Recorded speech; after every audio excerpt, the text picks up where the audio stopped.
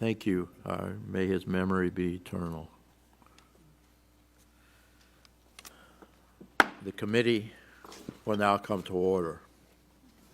Thanks to everyone, especially our witnesses, for joining us today for today's hearing on AI regulation and the future of U.S. leadership.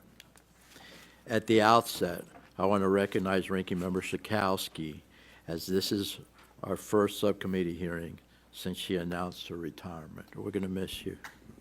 She's been a welcome partner over the last 4.5 years. Together, we were able to secure better safety precautions for women with the Fair Crash Tests Act. During the pandemic, we worked tirelessly to support the travel and tourism industry at a time of unprecedented challenges. This bond culminated in the Ticket Act and much more, which strengthens consumer protections in the ticketing marketplace. Congress and the ENC, Energy and Commerce, of course, won't be the same without Ranking Member Schakowsky, but her legacy will be long remembered. So we appreciate you so very much. Since the public release of ChatGPT, AI has become a household name. AI products and services are being developed at breakneck speed, delivering new innovations to consumers. These technologies can revolutionize the economy, drive economic growth, and improve our way of life. Like every technology, however, AI can be weaponized when it is in the wrong hands, as you know. Thankfully, AI is already regulated by long-standing laws that protect consumers. Because of the great potential of these technologies, Congress must be careful when we impose additional obligations on AI developers and deployers. Our task is to protect our citizens and ensure that we don't cede U.S. AI leadership. Much of the AI marketplace is comprised of small startups looking to get a foothold in the revolutionary space. And heavy-handed regulations may ensure that the next great American company never makes it.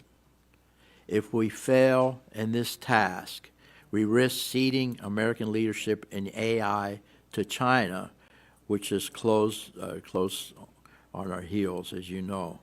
Other economies are also eager to write the global AI rulebook, often to their own detriment and the detriment of the American leadership. The U.S., of course, the EU recently enacted its own AI Act. While it is still being implemented, the EU's complex law suffers from many of the innovation-chilling effects we saw with the GDPR. We must also keep a close watch on whether Europe uses the AI Act and other regulations to unfairly target American companies.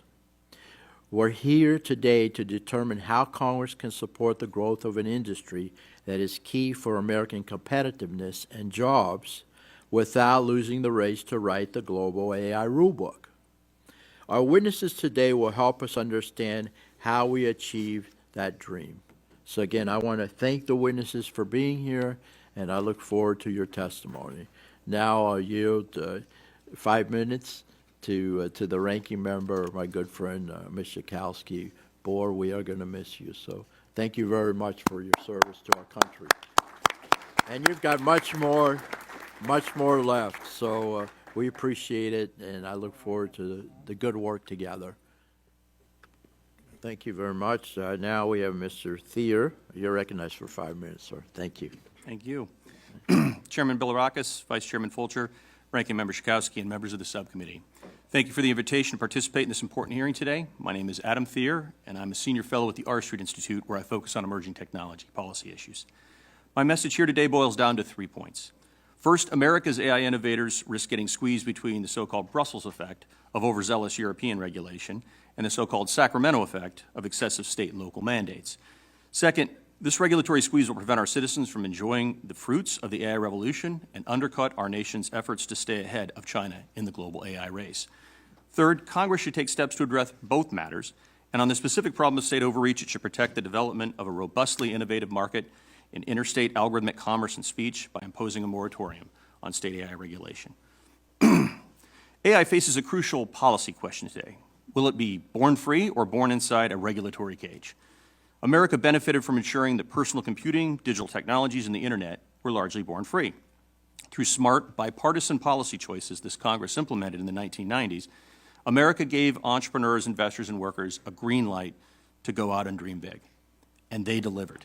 In 2022 alone, the digital economy contributed over $4 trillion of output, $1.3 trillion of compensation, and 8.9 million jobs. America's innovators became global leaders in every digital technology field.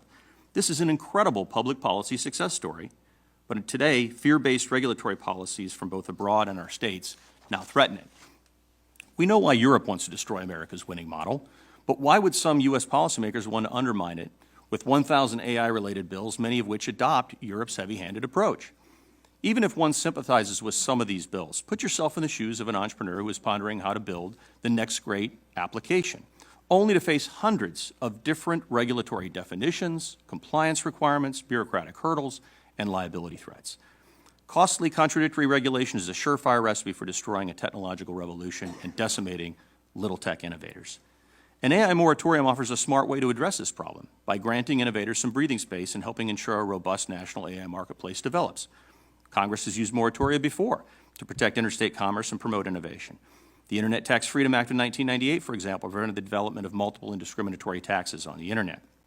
An AI moratorium like the one that this committee passed recently would work in a similar fashion by limiting regulations that burden interstate algorithmic commerce. Some have incorrectly claimed that an AI moratorium would leave consumers unprotected online. In reality, AI-related harms can already be addressed under many existing policies and court-based standards, including unfair and deceptive practices law, civil rights law, and other consumer protections. Biden administration regulators released a statement in 2023 noting their authority to, quote, enforce the respective laws and regulations to promote responsible innovation in automated systems, end quote. The Massachusetts Attorney General has similarly noted that, quote, existing state consumer protection, anti-discrimination, and data security laws apply to emerging technology, including AI systems, just as they would in any other context. Meanwhile, some state lawmakers are acknowledging the danger of regulatory overreach. Last year, Governor Newsom vetoed a major AI regulatory effort in his state after many congressional Democrats sent letters urging him to reject it. Connecticut Governor Ned Lamont also recently said, I quote, just worry about every state going out and doing their own thing, a patchwork quilt of regulations. Finally, Governor Jared Polis of Colorado recently called for a special legislative session to address problems with an AI regulation he signed just last year and said it would create, quote, a complex compliance regime for all developers and deployers of AI, and he called on Congress to preempt Colorado's law with a, quote, cohesive federal approach, and he also endorsed a federal AI moratorium recently. I agree with all these Democratic lawmakers that state AI overregulation would have serious downsides and that we already have many enforcement tools to address AI harms. Under an AI moratorium, state and local lawmakers would still be free to pass new technology-neutral rules so long as they don't interfere with the interstate commerce. Congress can enact additional regulations as part of a national policy framework. The House, of course, just recently passed Take It Down Act by a vote of 409 to 2. And just last December, the House AI Task Force issued a 273-page bipartisan report that included 85 recommendations. We need national policy leadership today to ensure that America will continue to lead the AI revolution. As Chairman Guthrie recently argued, we must, quote, make sure that we win the battle against China, and that the key to that, he says, is to, quote, not regulate like Europe or California regulates, because that, quote, puts us in a position where we're not competitive. That is precisely right. To win the so-called AI Cold War against China, America needs a forward-looking, investment-friendly national framework that keeps us on the cutting edge of the technological frontier. Thank you for inviting me here today, and I look forward to questions. Thank you, Mr. Chairman. Thank you to the witnesses for being here today. I'll start with Mr. Thierer. To support global deployment of American AI and restore regulatory alignment, should the U.S. pursue a voluntary federal trust label to certify the safety and reliability of AI systems? And if so, do you have any suggestions about what the key elements may be included in this voluntary system? There's a variety of good ideas, Congresswoman, in the House AI Task Force related to this and other ideas for national types of approaches to AI policy. But let's be clear, to be very different than the sort of European-style approach that's been suggested by others, which is sort of top-down, technocratic, sort of guilty by designed framework. And we don't want that in America. America can come up with a sort of more bottom-up, flexible set of rules of the road for AI policy. Okay. You mentioned that China's on our heels with AI, and 2023, the Cyberspace Administration of China released the regulations regarding regenerative AI. In these measures, they explicitly provided compliance exemptions for industry, associations, enterprises, education and research institutions, public cultural bodies, and related professional bodies that simply research, develop, or use generative AI technology without providing such services to the public. Can American AI stakeholders count on the same certainty in the U.S. under our current regulatory framework? Yeah, Congresswoman, we just had a hearing just 6 weeks ago here in this building in the Science and Technology Committee about how China's catching up, and it was called the DeepSeek Moment hearing. And we did a deep dive into what China's up to. I mean, a proliferation of models and systems from DeepSeek itself to Qwen to Manus and many others. So we face stiff competition from China, and they have their own regime and their own values of control, surveillance, censorship. Yeah. Again, this is why the American model has to prevail internationally, and we have to make sure we get our policy right so that we can square off against that sort of threat internationally. Yeah, I agree. We've seen like the governor of Colorado, Connecticut, California raise concern about proposed laws in their state. The governor of Virginia vetoed an AI bill. So this would be Mr. Thierer. So why are we seeing more and more governors publicly push back on AI? And that's kind of our issue right now, that we want to deploy AI through the government and through the commerce, and then we're worried about state-by-state laws. Why do you think governors of the states are even pushing back on it? Think it's going to make them uncompetitive or? Absolutely, and let me answer this, Congressman, Mr. Chairman, by connecting your previous question with this one. Because when Governor Polis in Colorado passed the nation's first major comprehensive AI law, there was a lot of opposition, and he felt it. A lot of small and mid-sized entrepreneurs came out with letters and really pushed hard to try to stop it. He signed it anyway, but said that we needed a national standard, and then subsequently went back and had a special effort to try to review this law, could not come up with answers to the complexities of it, and then finally has called for now a moratorium to deal with this. So this is pretty astonishing for someone who signed the first of its kind nation state I got AI elected law. with him here. Yeah, I know. Yeah, Governor and the connection here with your previous question, Mr. Chairman, is the fact that these small and mid-sized entrepreneurs, AI entrepreneurs in Colorado, recognize what's happening in Europe. And just yesterday, the Wall Street Journal published a story about Europe's very small share of the global tech marketplace and had this astonishing statistic. Quote, European businesses spend 40% of their IT budgets on complying with regulations, and 2/3 of European businesses don't understand their obligations under the EU AI Act. How do you do business in that environment? And this is what Colorado and other states are recognizing. Thank you. Appreciate that. My time has expired. I'll yield back. I think it's important we get our policies right, our regulatory framework. Let's talk again about how Europe did not. And they managed to have a massive outflow of capital and investment because it followed the workers that also left and the firms that came here to invest. A huge number of the great tech companies that are here today came from other countries and developed here, and that's what we need to continue to have more of with private investment following them. $500 billion investment Mr. President Trump announced with leading AI developers the first week in the White House, Project Stargate. You know, that's huge money. Nobody has money like that on the table in Europe today, or even in China, where we're something like 12, 14x over China private venture capital. Mr. Thierer, let me move to you. I'd like to get your thoughts on this. Do you support directing NIST to develop voluntary AI standards or best practices similar to what it did for cybersecurity? Yes, and the good news, Congresswoman, is that the NIST has already done a lot of that heavy lifting. And this has been a very bipartisan and widely agreed to process, a multi-stakeholder process as it's called. A lot of different players came together and formulated a really good set of standards for AI risk management, for cybersecurity, privacy. That's important work. And I think obviously Congress can build on that and talk about how to go beyond that with certain types of policies that were considered in this Congress last session and will be considered again, I'm sure. Thank you, Mr. Chairman. I yield back. And Mr. Thierer, in your testimony, you discussed the use of an AI moratorium for Congress on AI policy. Can you elaborate on how this moratorium on state AI regulations would work in practice? And is there a precedent for such a step? Yes, Congressman, indeed. I mentioned the Internet Tax Freedom Act of 1998, and there are other types of moratoria that have been utilized by Congress to deal with situations like this. Gives breathing room and a learning period moment where we can actually figure out what works. It would basically be, as the current moratorium stipulates, something that would cover most things having to do with algorithmic models and automated decision-making systems, but it would leave room for other types of general purpose, generally applicable laws, rather, that would cover technology more broadly. So the key thing here is technology neutrality and making sure that we don't have this voluminous overlapping set of patchworks from state to state.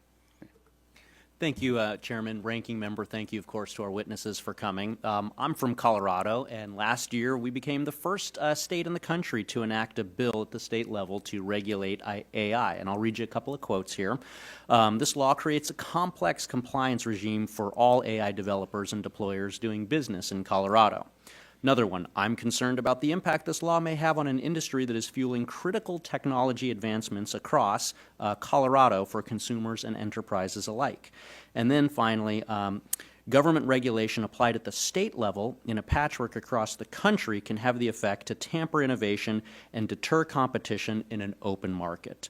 I agree with those statements. They actually came from my governor, Jared Polis, who signed Colorado's AI law and then came out in support of the federal moratorium that's being discussed here today, among other things. I voted against the law when I was in a state legislature because I agreed with those statements, and I saw this as dampening the ability to innovate and bring jobs to Colorado and fostering that patchwork across the country. So my first question, Mr. Thierer, is going to be to you. Can you just expound on why the Colorado AI law and a patchwork like it is so problematic and why Congress needs to be the one to act to address this emerging patchwork of rules? Absolutely, Congressman, and thank you for that question. It seems that Governor Polis is having some buyer's remorse from signing this bill, and his signing statement read more like a veto statement, as you just indicated. I think the reality is that they realized the complexity of this law would create enormous burdens, and when they tried to subsequently study it the way they should have been studying before it was passed, they realized they didn't have a lot of the answers to complicated questions about exactly how we define developer, deployer, integrator, consequential decision, all of these things, or even the term artificial intelligence, which is being defined differently in different state bills. If we can't even define the basic term we're here today to discuss at the state level, then that's a patchwork that's going to create huge problems for small businesses. Thank you. Going to Mr. Heather. Thank you. In my final minute, Mr. Thierer, back to you. Before this job, I spent 10 years as a police officer, and so making sure that we take care of kids is critically important to me. I would venture that I've probably arrested more child abusers than anyone else in this room. And so as I'm reading through the bill that's being discussed today, I noticed that there was about 3 pages of exceptions in that bill that allow for enforcement of a lot of different things in the AI space. So it's not a complete moratorium. And so the question to you is, given how the legislation is written, can we still continue to keep kids safe? Absolutely. You can use technology-neutral policies and approaches. And I also just want to stress that under the rule of construction in this moratorium, it very clearly states that the primary purpose, in effect, is to remove legal impediments to facilitate the deployment or operation of AI systems. This is about furthering the development of these systems and not dealing with these things that we need to restrict on the other side through generally applicable safety laws. Thank you. Yield back.